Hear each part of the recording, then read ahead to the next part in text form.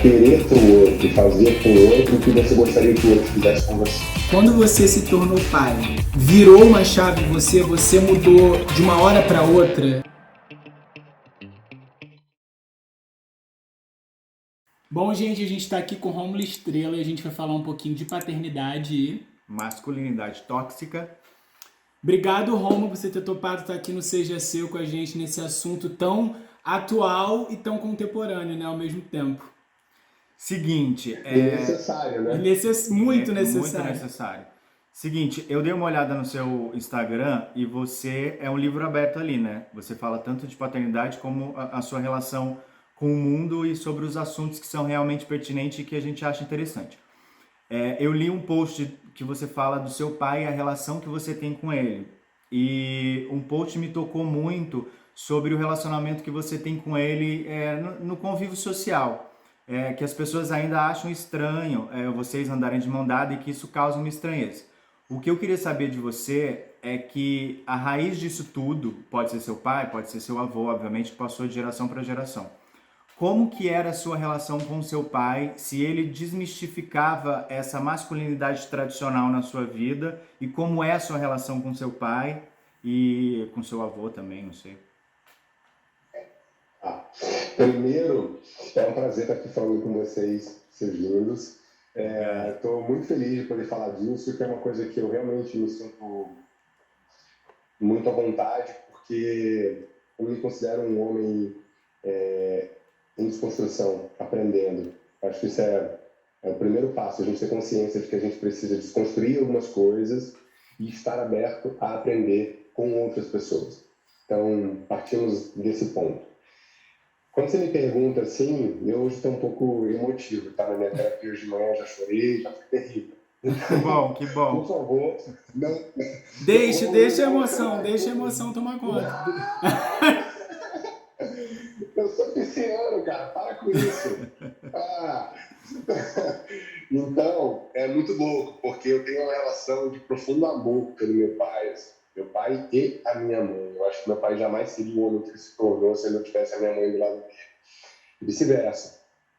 Quando você fala do meu avô, eu tive os meus avós muito, muito distantes, assim, porque o meu avô materno ele morava no interior e o meu avô paterno ele não teve uma relação muito saudável com meu pai, por vários motivos, né?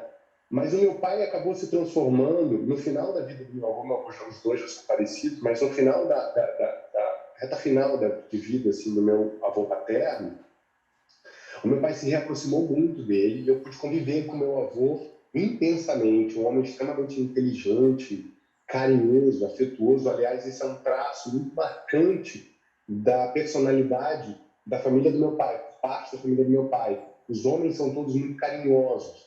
A gente sempre se beija na boca, a gente se abraça, a gente se pega. Eu sou uma pessoa tátil, eu sou uma pessoa que eu pego as outras pessoas. No início da minha relação com a Nilma, eu tive até que ter um cuidado com isso, e ela, do jeito que era, ela falou, pai, com calma. Às vezes você esbarra com pessoas sensíveis e carentes num certo nível. Então, toma um cuidado com isso, e ela está certíssima. Troca de energia. Total, Marcelo, imagina, cara, imagina.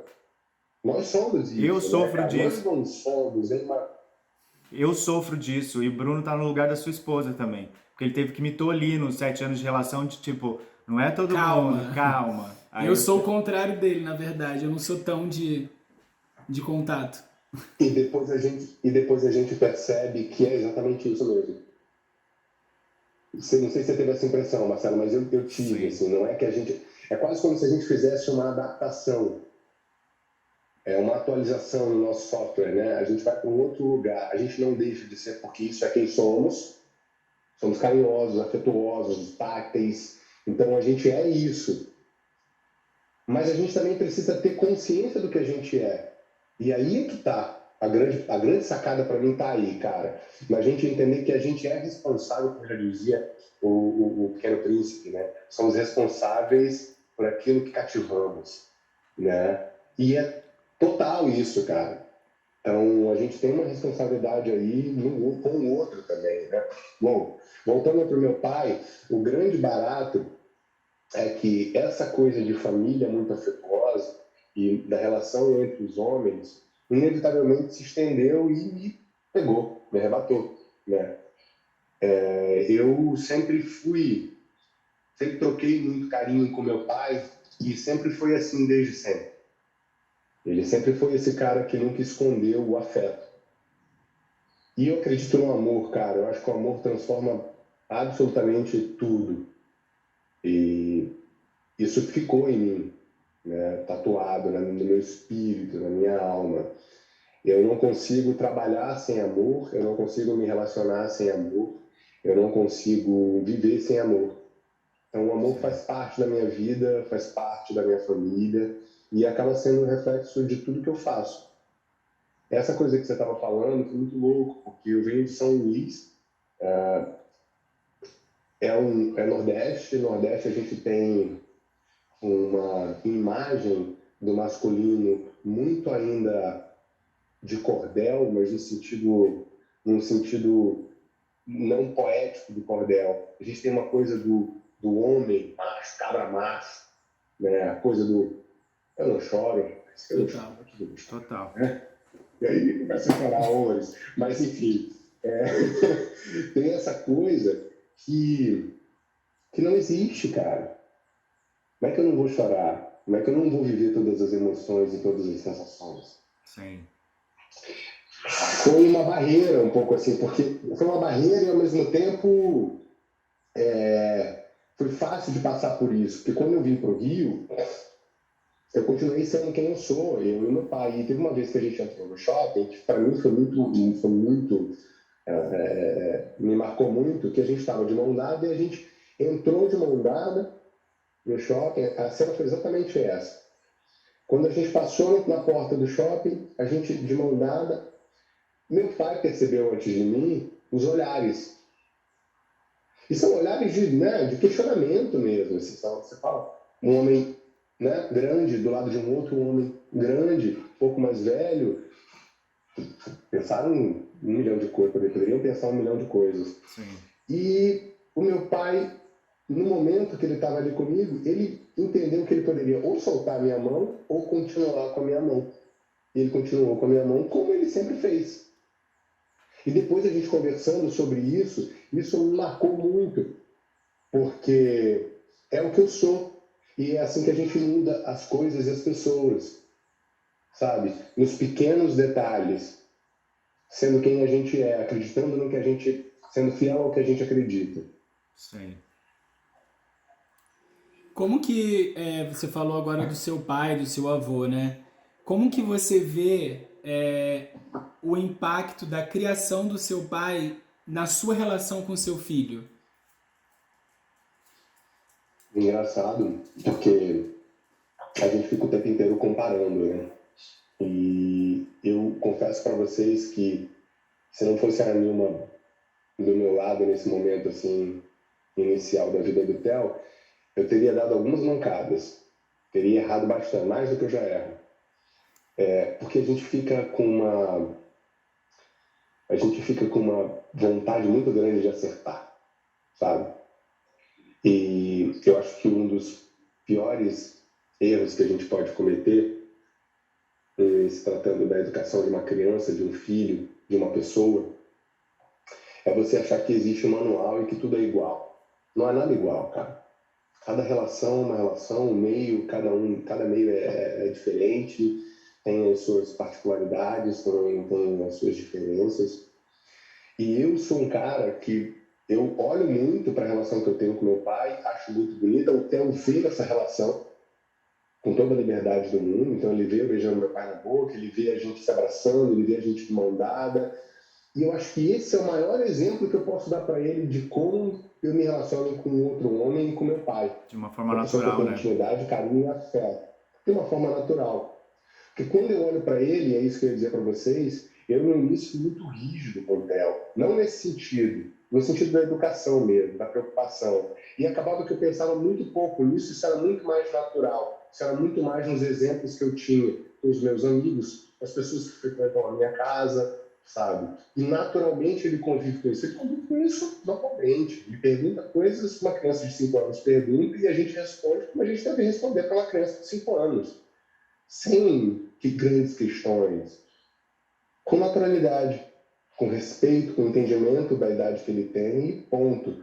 Cara, isso é fundamental, a gente não querer antecipar as coisas e, ao mesmo tempo, ter clareza para colocar para ele o que a gente acredita. Sim. Que já é diferente do que como foi para mim, entende? Sim, sim, total. É que eu tenho consciência, cara, tenho total consciência, assim, do meu privilégio, sabe? Eu tive pais maravilhosos, tive uma mulher incrível, forte, que me educou, mas que trabalhou a vida toda, ao lado de um cara que também tinha muito amor. Meu pai é um cara muito amoroso, um cara muito delicado, um cara muito sensível. E que educou 2 filhos, um casal, da mesma forma. Então, o que acontecia para o Romulo acontecia para a Milena, que é a minha irmã, e vice-versa. E a responsabilidade era igual. Então, você olha, eu cresci vendo a figura feminina dessa forma. O que você força, mais... com Então, potência. isso seria o que você mais aprendeu com seu pai? O que você mais aprendeu com seu pai? Assim, que você passa pro Theo, você passa pro seu filho? Uma coisa que eu aprendi com meu pai, que é uma coisa que para mim funciona como uma máxima de vida também, que é você olhar para o outro e querer para o outro e fazer com o outro o que você gostaria que o outro fizesse com você. Sim. Como você gostaria de ser visto, respeitado, e como você gostaria que as pessoas te tratassem. Um senso, que é ruim dizer, essa palavra não é boa, assim, essa expressão não é boa, senso de justiça, não é isso, mas é quase como se você tivesse... É um lugar da empatia também, que para mim me parece até um pouco gasto também essa palavra, mas se a gente trouxer ela para o sentido dela, é isso mesmo, isso. sabe? O sentido lato da palavra. Você olhar para o outro e falar assim, cara, eu reconheço o teu lugar, eu não vou poder me colocar no teu lugar, porque em algumas situações é impossível, mas eu valido a sua opinião, o que você pensa, e eu faço isso com você porque eu gostaria que você fizesse comigo também, sabe? Sim. E assim a gente segue a vida. Eu vejo que existem muitos perfis de conteúdos de parentalidade, né? De conteúdo sobre a educação dos pais. Só que existem muitos desses perfis que a maioria são mães que seguem. Então eu acho que é importante, de repente, a gente levantar isso, até por você estar falando isso, se você é um tipo de pessoa que segue esse tipo de conteúdo, ou se você é uma pessoa que se instrui disso, se você estuda educação positiva ou inteligência emocional. Eu estou te falando isso porque a gente, como vai ser pai, a gente tem estudado muito isso, mas a gente vai atrás desse conteúdo. E como que é isso para você? Você estudou para ser pai, ou depois que você foi pai, você começou a procurar esse tipo de conteúdo? Olha uma coisa que aconteceu muito legal assim comigo. Eu sigo perfis tanto de educação parental, quanto homens que falam sobre a desconstrução dessa masculinidade. Eu tenho uma teoria muito boa sobre masculinidade, tá? A gente fala muito de nova masculinidade, mas eu acho que é muito pós-guerra, muito pós-segunda guerra, né? E aí a gente começou a viver essa coisa, né, do homem que dirige carros incríveis, fuma um cigarro, às vezes anda em motos incríveis, né? E aí tá muito ali, sempre tomando álcool, fumando cigarro, e sempre numa pose muito I'm the best, né? Sou sempre superior a tudo isso. E que as mulheres estão sempre seminuas, ali em volta dos caras, estão, né, muito... Tô falando desse lugar do homem, muito pontual, tá? Isso, para mim, já é nova masculinidade. Acho que o que a gente está descobrindo, e aí é uma provocação para a gente, depois que a gente fala até num outro momento, mas é bom a gente está provocar. vivendo uma a gente está vivendo uma nova masculinidade, onde o homem não precisa disso, onde o humano não precisa disso, onde o homem deixa ir além do que ele é ou representa as suas emoções e as suas forças mais potentes, inclusive o feminino. Tem coisa mais potente do que o feminino, cara. E eu tô falando Eu ia falar exatamente isso agora. normativo aqui, branco, que eu tenho consciência disso. Mas isso não me impede também de poder olhar para o feminino e ver a potência que o feminino tem, cara. É gigante, a força acolher. feminina. Acolher o feminino, né? Acolher o feminino e mais até, Marcelo, Bruno, olha só, cara, olha que coisa louca. Deixar ele aparecer, cara, porque isso é lindo. É muito. Não é problema nenhum, muito pelo E contrário. mais uma vez, e mais uma vez, sem romantizar esse negócio, eu sou isso também, ponto. É muito louco a gente parar para pensar nisso. Por isso que para mim essa coisa nova, a masculinidade, já chegou num lugar que não é isso, galera. É uma outra parada, bicho. O que a gente está falando é uma outra coisa, que daqui a pouco já também vai ser uma outra coisa. Transcende isso. Vai estar num outro lugar. Então, você fala, eu sigo o próprio Educação para Pais, que é um perfil da Thaís, não sei o sobrenome da Thaís, mas é um perfil ótimo. Falei com ela no início da pandemia, a gente chegou a fazer uma live que eu queria muito trocar com ela, estava muito enlouquecido assim, em passar minha frustração para o Theo, mas foi ótimo, só a terapia não deu conta, então eu tive que dar vazão para essas coisas. Tem um outro cara que é incrível, que esse virou um amigo, né? Um cara que eu sempre converso, a gente troca muito pelo WhatsApp, que é o Alexandre Amaral.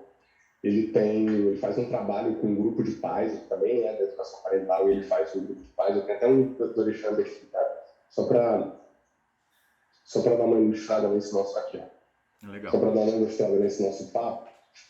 Esse dele não é sobre isso, mas é só para vocês conhecerem o Alexandre. Tá. É essa figura aqui. Legal. Alexandre Coimbra Amaral. Esse dele é cartas de um terapeuta para os seus momentos de crise. É muito maravilhoso, tá? Eu sou um cara que eu leio de tudo. Eu gosto de autoajuda, eu gosto de livros de ficção científica, eu gosto de biografias, eu gosto de tudo. Eu acho muito legal a gente ler tudo. Não, eu sigo perfis, eu aprendo com os perfis, mas aí vem uma outra parada também, muito legal. Eu, num determinado momento, eu precisei parar e absorver tudo que eu via e olhar um pouco para o Theo sem todas essas... sem essas margens. Para eu entender que relação é essa que eu estava... Cada indivíduo é um indivíduo, né? Ele é um indivíduo. E aí você vai ter que saber como conduzir esse indivíduo, né? Total. Não existe manual. E uma coisa que filho precisa é de pais atentos. Então, se você está ali atento ao seu filho, às demandas do seu filho, às necessidades do seu filho, cara, é o que precisa. Agora, deixa eu te fazer uma pergunta. Deixa eu te fazer uma pergunta dentro disso. Até desculpa te interromper. Imagina. Quando eu pergunto isso para todos os nossos amigos, quando você se tornou pai, virou uma chave você mudou de uma hora para outra? Isso foi gradual? Ou vem mudando constantemente? Como foi essa mudança para você quando você se viu pai mesmo? O que mais mudou? Ou vem mudando? Ou como é isso para você, assim? Essa pergunta é linda, cara. Até sem brincadeira. Dá até uma arrepiadinha aqui, ó. Porque a relação com meu filho, ela foi construída tipo, dia a dia, assim. Um dia depois do outro. A relação que o Theo tem com a Nilma e o amor que existe entre eles é uma coisa que você não discute. Uma coisa que você olha e você reconhece de cara. E eu até falava uma coisa que eu parei de falar, assim. Eu costumava falar e falava isso de verdade. Mas aí na desconstrução, no entendimento, eu parei de falar. Que eu fiquei grávido junto com a Nilma. Eu falava isso. E falava assim também, eu sei exatamente o que você passou, amor. E eu estava com ela no momento do parto, a gente fez um parto humanizado, né? Eu não sei o que a Nilma passou. Eu não fiquei grávido com a Nilma. A minha relação com meu filho é num outro lugar. Eu tenho empatia e eu reconheço como foi para ela viver tudo que ela viveu. E me esforço para saber como foi isso e em que nível foi isso. Mas a minha história com ele é uma outra história. E é uma história que precisa de tempo para maturar. É uma história que precisa de afeto, que é construída num outro lugar, de proteção, de carinho, de amor. Mas isso não valida o fato de eu ser homem e ela mulher. O amor não é diferente. Longe disso. Mais uma vez, a gente precisa de amor na vida. E, pô, eu olho para vocês dois, vocês vão construir uma história que é só de vocês. E é muito doido como vai ser isso. Vocês vão ver isso. E vocês vão sentir coisas completamente diferentes. E vocês estão no lugar que eu tô. Sim. Sim. Percebe? Entende isso que eu tô falando? Sim, Eu não total. sei o que é. Eu não tô aqui falando que sou o dono de tudo, que tô falando uma coisa que eu sei. Eu não sei o que eu tô falando. Eu só tô te dizendo que Sim. dentro da minha experiência, analisa desse ponto de vista que vai ser lindo. E, cara, é real. Você vai criando um afeto. E quando vai crescendo, aí mesmo você percebe que o negócio é muito louco, porque já tem ali uma personalidade. Ele é influenciado, ele é educado a partir do que ele vê, do que ele sente, do que ele, do que ele registra. Mas ele já está ali com os seus quereres também. Sim. Entende? É muito louco isso e é muito lindo ao mesmo tempo. Mas o que mudou em você como homem, assim? A paternidade trouxe o que para você como homem? Você virou outra pessoa? Eu ou fiquei... não? Existe um Rômulo antes de Antes ser do pai Theo. e depois do Theo? Cara, eu fiquei... É porque assim, eu fiquei mais... eu fiquei um pouco mais corajoso depois do Theo. Eu fiquei menos... Eu deixei de procrastinar um pouco mais as coisas, então eu fiquei mais ativo, eu fiquei mais urgente, né? Então me deixou mais urgente. Eu cheguei à conclusão de que eu precisava me abrir muito mais para o novo e para as coisas, e que eu não sabia de tudo. E foi muito legal perceber que eu não sou nenhum super-herói, entendeu? E eu não preciso Sim. pintar essa figura para ele, sabe? Eu sou muito mais legal quando eu aprendo com ele. Então eu fiquei mais um pouco mais realista também nas coisas, sabe? E aí eu te falo assim, já foi uma baita de uma mudança até aqui. Eu tenho certeza Mas que a eu vou mudança continuar é virando eterna. eu vou continuar virando outras chaves e vou continuar mudando de novo e vou me contradizer e vou voltar de novo e vou dizer para ele, desculpa, eu aprendi. Aliás, essa coisa da humildade, a gente fica mais humilde também.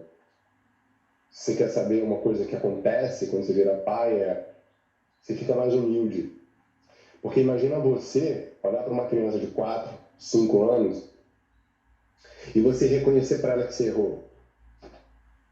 Sim. Você olhar para ela e falar assim, desculpa, eu errei com você, eu me excedi, eu não te ouvi, eu falei alto, eu não precisava ter falado alto, eu não reconheci que você estava frustrado, então você desculpa, papai. Papai erra também, às vezes. Acabou, bicho. Isso é uma das coisas mais lindas do mundo de acontecer. Fico até Incrível. emocionado de falar isso, porque Incrível. é a vida é isso. Incrível. É isso, a vida é isso. É muito E você tá legal. falando de uma criança de 5 anos, né?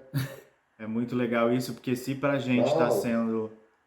É legal isso que eu não se erro, né?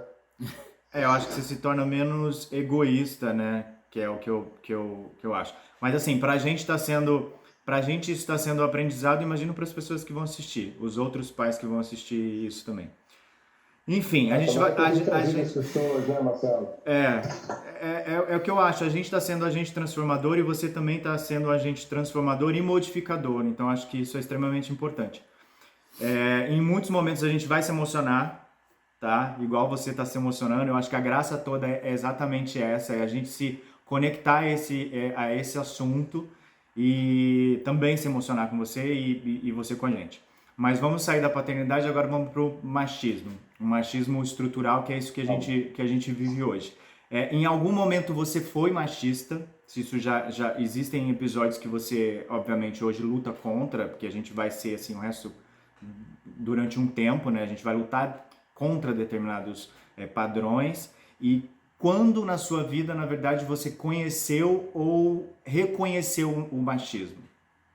Tem que desconstruir. A gente tem que se permitir aprender. Reconhecer que não sabemos. Esse é o primeiro passo e é fundamental. E quando eu falo sim, já tive uma atitude machista, é porque eu acho que as pessoas, elas têm um certo entendimento, né? Acho que o primeiro passo é entender o que seria isso, né? O que seria uma atitude machista. É entender que a gente, na condição de homem, se sente superior a todos os outros, a outros gêneros, se entende superior, acha que a gente precisa, que a gente ganha mais, por exemplo, vou dar um exemplo básico, né? E que acontece muito dentro do meu universo de trabalho. Valores, Sim. remuneração salarial. Você achar que tudo bem o homem ganhar mais. Você desvalidar o sexo ou qualquer outra coisa porque você é homem e você está nessa posição e, enfim, sem aprofundar muito nesse lugar, mas é entender que é uma prática, cara, é um entendimento de que algumas coisas acontecem e te colocam num lugar, você se coloca num lugar de privilégio ou de maior importância do que o outro. Então, cara, eu já fui com certeza em momentos sem saber e hoje tendo mais consciência, reconheço isso. A gente tem muito isso em relação ao homem, a figura do homem. Eu vou trazer uma outra questão que é bastante pertinente, inclusive. A objetificação do homem, objetificação do homem negro, objetificação do corpo feminino. Sim. Olhar para isso dessa forma, isso tudo são atitudes machistas. E a gente às vezes faz uma piada. Olha que legal a piada. Ou você, para mostrar sensibilidade, você precisa fazer um gesto mais delicado. Por que fazer um gesto mais delicado? Porque eu quero ser sensível. Por que o bruto não pode ser sensível? Uhum. Né? É tomar consciência disso, ter consciência disso. Isso foi uma virada, assim, desconstruir nesse lugar. Essa foi a tua primeira pergunta. E a tua segunda, você me perguntou? Era assim, em algum momento, Ajuda, sabe? em que momento da sua vida você reconheceu o machismo, né? Essa questão Bom, estrutural. eu reconheci isso no dia a dia e dentro de casa com a minha parceira de vida, a minha companheira, com a mulher presente na minha vida. Que juntos a gente foi entendendo esse lugar e tendo vontade de falar sobre isso e de reafirmar acordos, refazer acordos, entender a nossa relação e o nosso lugar também, a sociedade que a gente vive, o efeito que a gente, né, a responsabilidade que a gente tem, o que eu tenho nesse lugar que eu tô, Uhum. no meu trabalho, Marcelo, Sim. que eu sou visto como um homem galã que só pode fazer o cara que o tempo inteiro excita as mulheres, o tempo inteiro seduz e tá. É legal, é bonito, isso existe. Mas eu sou além disso. Eu quero trazer uma outra coisa, eu quero trazer mais camadas para esse cara, para esse homem. Como que eu posso fazer isso? O que me motiva a trazer mais camadas? O que é interessante para mim? É isso que é interessante para mim, ser sensível, trazer um outro olhar, apresentar para as pessoas uma. O meu trabalho exige isso de mim. E eu fico muito feliz toda vez que eu construo um personagem. Porque toda vez que eu construo um personagem, eu coloco nele uma pitada de sensibilidade, de emoção, do que eu acho que é humano, pertinente e necessário na construção de uma pessoa e de uma personalidade. Tem que ter isso também, sabe? Sim. Eu não estou falando de interferir na construção de um personagem que foi escrito para que eu interprete. Eu não estou falando disso, não. Eu estou falando que aliás, é muito mais além do que isso.